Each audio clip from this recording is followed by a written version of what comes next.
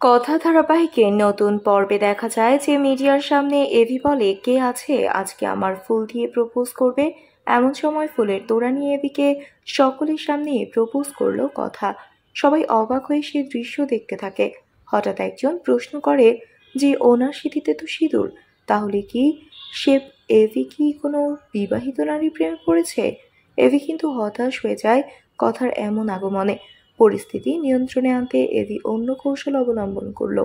কথা নিজেই কাউকে কিছু বুঝতে দিল না। বাড়িতে আসার পরে এভি কিন্তু কথাকে সাবধান করে দিল। তবে এভি মনে মনে কিন্তু দারুণ কাজ করেছে।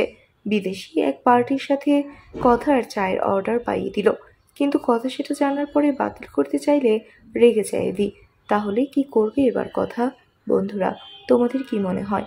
এক্ষুনি একটি লাইক দিয়ে এবং কমেন্ট করে জানিয়ে দাও তোমাদের মতামত। ধন্যবাদ।